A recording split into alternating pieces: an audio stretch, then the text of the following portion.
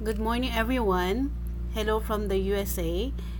I want to express my heartfelt gratitude for understanding my absences in the entire summer classes, and as well my apology for my presentation today because I don't have my video on my face, so it's just audio, guys. Um, For some reason, wala akong naka-download sa katong pareha kay Sir Glide na gigamit because it's not compatible sa akong laptop. Sorry guys. Anyway, I'll be presenting to you one of my fave topics in linguistics, which is the speech act theory by John Langshaw Austin. So I will be your discussant today, Mary Jane A. Cook. So let's start. So our learning outcomes for today, we have to describe speech act theory, distinguish the category elocutionary act force, describe conversational maxim, differentiate the different conversational maxim, and describe implicatures. So, before anything else, let us meet behind the theory of speech act, which is John L. Austin. So, he existed from 1911 to 1960. He's a British philosopher and an influential British philosopher of his time. So his major contributions are linguistic phenomenology and speech act theory. So bigatin siya and guapo. Anyway, so here's my presentation outline. The speech act theory, the cooperative principle, and the conversational implicature. So speech acts, are the speaker's utterances which convey meaning and make listeners do specific things. It's according to Austin in 1962. So, when saying a performative utterance, a speaker is simultaneously doing. So, this term does not refer simply to the act of speaking, but to the whole communicative situation. It includes the context of the utterance and paralinguistic features which may contribute to the meaning of the interaction. So, concerned with contextualized speech, Leach 1983 and Newell in 1996, the concern is not so much whether or not an utterance is grammatically correct, but whether or not the speaker achieves her communicative purpose. So it's not just about the grammar, the structure, but how the communicator achieves the purpose of communication. So like, nasabtan ba sa other party ang imong gusto ipasabot na sa imong message? It's not about the grammar. It's about the communicative purpose. So, another meaning of speech act, an utterance that has performative function in language and communication. So, to sum it up, it's to say something is to do something. For example, I would say, I am hungry. Gigutom ko. So, there are two meanings of this statement. I could mean that I'm just expressing my hunger. Or, I could mean I'm requesting for something to eat. So, there are three categories of speech act. And I'll be talking to you the one. First is the locutionary act. This is the act of saying something. It has a meaning and it creates an understandable utterly to convey or express. So these acts happen when the utterance of a sound, word, or even a phrase as a natural unit of speech. The utterance should have the same meaning to both the speaker and the listener to be a locutionary act. Example, the apple is red. What? The apple is red. Number 2, elocutionary act. It is performed as an act of saying something or as an act of opposed to saying something. The elocutionary utterance has a certain force of it. It is well versed with certain tones, attitude, feelings, or emotion. Okay, here's example. Okay, do your homework. It has a force and it obliges somebody to do something. So it's an order. Okay, it might be a mother or a father or maybe a guardian telling a student to do his or her specific homework. And then here's another statement here. It says, I'll do my homework later. So it's a promise, so that there's something to be done later. Okay, then number 3, it's the prelocutionary act. It normally creates a sense of consequential effects on the audiences. The effects may be in the form of thoughts, imaginations, feelings, or emotions. The effect upon the addressee is the main characteristic of perlocutionary utterances. The effect may not be necessarily be physical or verbal and elicited by inspiring, insulting, persuading, deterring, or scaring, etc. For example, I was born a Filipino, I will live a Filipino, and I will die a Filipino. Oh, inspiring. Here's another one. Texting while driving kills you, your loved ones, or other people. It's deterring. It's like a warning. It's like, hala, sige ka. If you're gonna text while driving, na pwede ika mamatay. So something like warning or something. So here, to sum it all, here's another example of the 3 categories, okay, in a matrix. So in locutionary act, the production of a well-formed utterance in whatever language one is speaking, that's the utterance. That's what you are saying.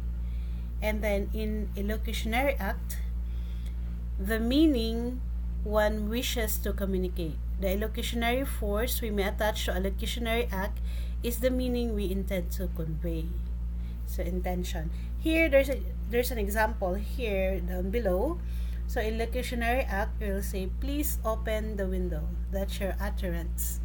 And then the intention, you do so. Somebody open the window. And then the perlocutionary act, it's the effect of words. Intended effect. So what is the intended effect of the speaker when he or she utters this statement, please open the window? So the window is open. Alright, next, what happens when you hear the question, would you close the door? So the locution or the intention is, the door is open.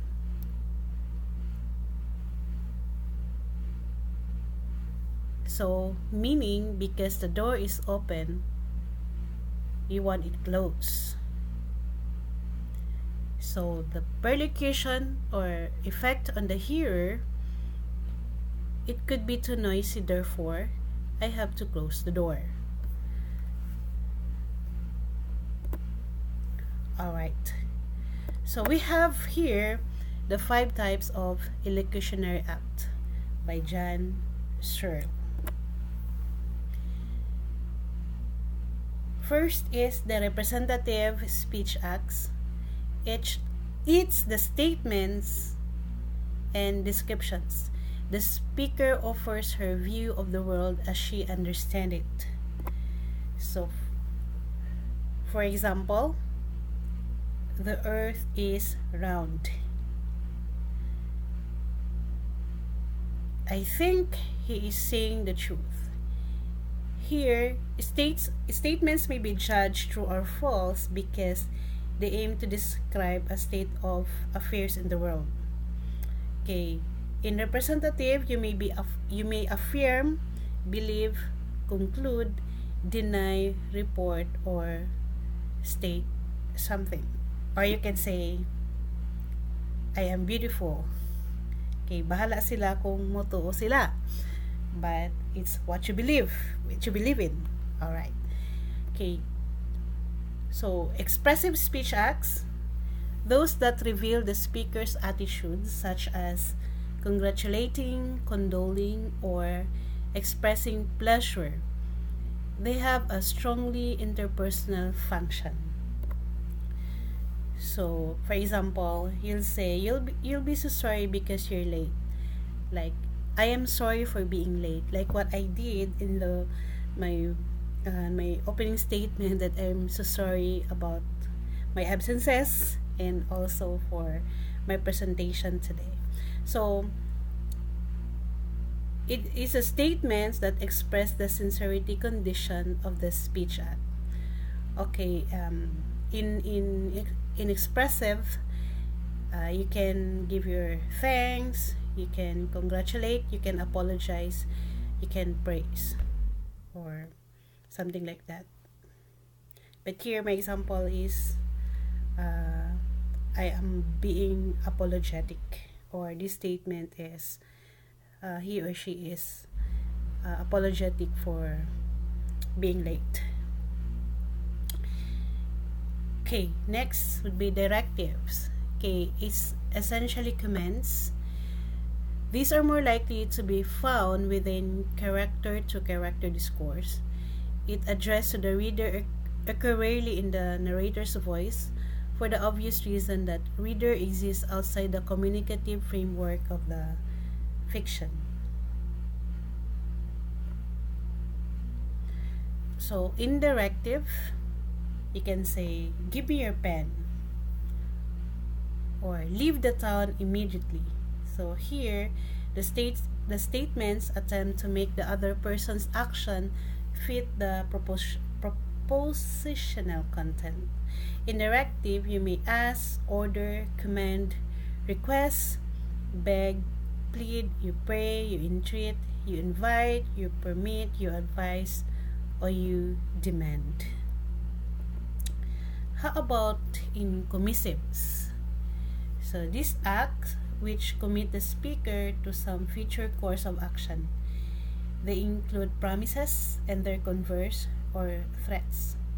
The difference depends on how the hearer will be affected by the proposed act. So here, for example, I will repay the money.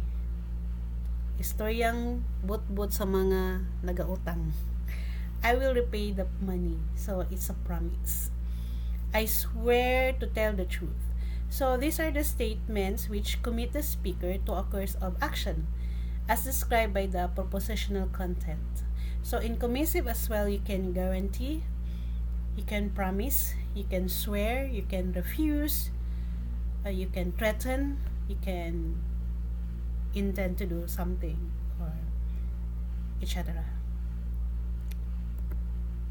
And here's the declarations. It's a unique form of speech act in that their successful performance depends upon the status of the speaker and the precise circumstances surrounding the event. So, dili tanan maka-declare og something. And later I will give examples. It can hardly occur within literary discourse except as a pseudo speech act, as when characters marry or are sent to prison.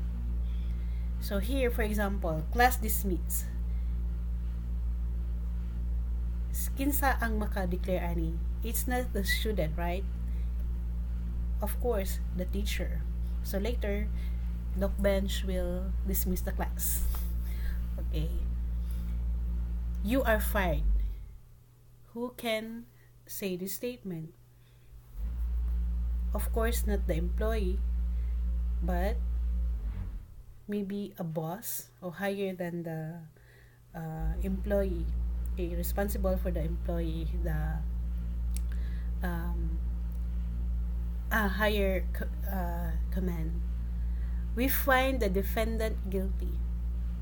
Who can say this? Of course, the judge.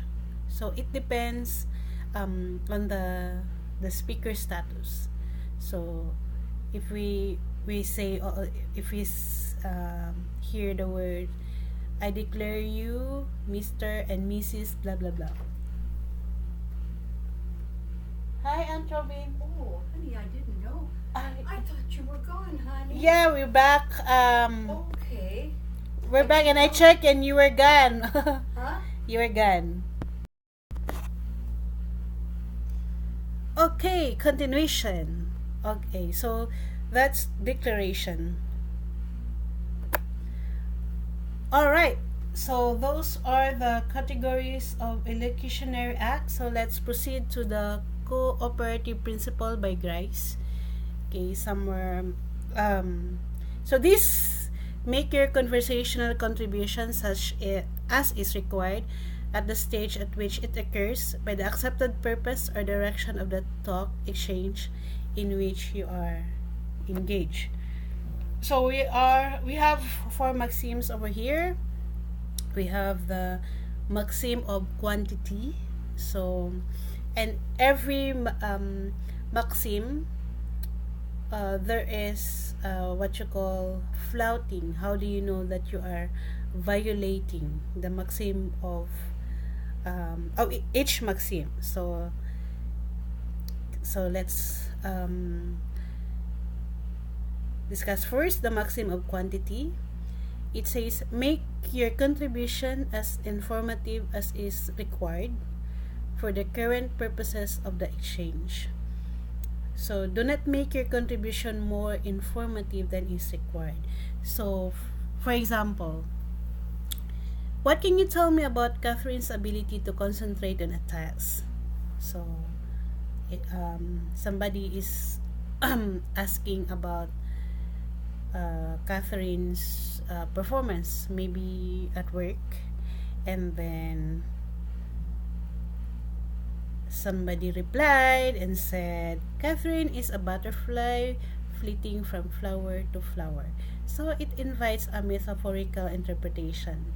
So instead of answering completely the question, you are violating by not directly answering the question.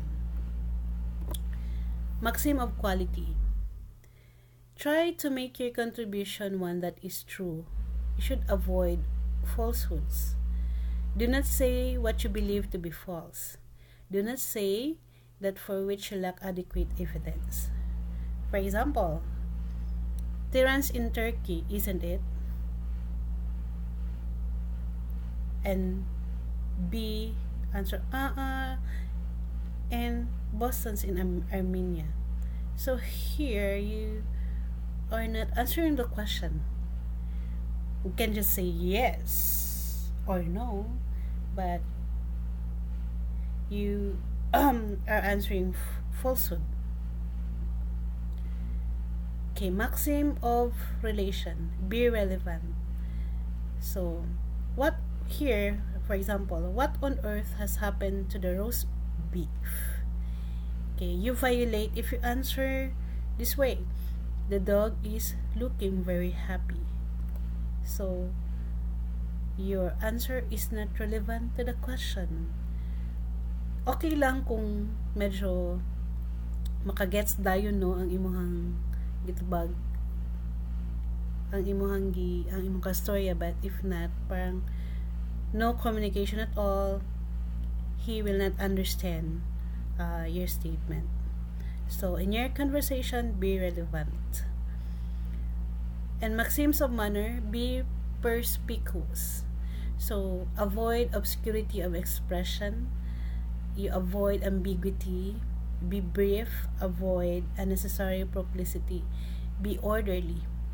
So, in you violate the maxims of manner in this situation. For example, what are you baking? B IRTHDOYCIKC. Yun. Diba? It's rush of puzzle. You don't understand. Why not be brief, be quick, and be orderly in your answer. Alright. Conversational implicature. Conversational implicatures arise from a combination of language and situation. The same utterance on different occasions may not generate an implicature or might suggest a different one. They are rooted in the situation in which they occur and must be interpreted taking the context into account. If we assume that our interlocutor is obeying the cooperative principle when one of the maxims appears not to be fulfilled, we will attempt to infer the meaning intended.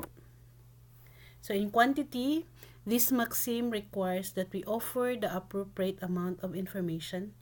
On one level, it is clearly irrelevant to literary discourse since the situation, information, and so on are all fictional. The maxim of quantity may explain why a reader seeks meaning in apparently trivial or irrelevant details. In quality, this maxim has to do with the truth or falsity of an utterance. Characters within fictions will lie or exaggerate or conceal on, and as we have seen, narrators do too. In manner, this maxim refers not to what is said, but to how it is expressed. It is therefore most firmly under the control of the speaker or writer. So in implicature, what a speaker intends to communicate, says L.R. Horne, is characteristically far richer than what she directly expresses. Linguistic meaning radically undetermines the message conveyed and understood. The Handbook of Pragmatics, 2005. In pragmatics, conversational implicature is an indirect or implicit speech act. What is meant by a speaker's utterance that is not part of what is explicitly said, also known simply as implicature, by Nordquist in 2018. So examples, are you going to wear that tie? The entailment is, I want to know whether you are going to wear that tie. What's the implicature? You are not really planning to wear that tie, are you? And another example, would you like some coffee?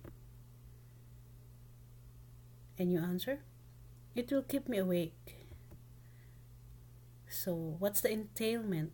I won't be able to sleep. The implicature, I don't want to drink coffee. So, that's it. I hope you get something from my presentation. So here's my references. Thank you so much. Good morning and God bless everyone.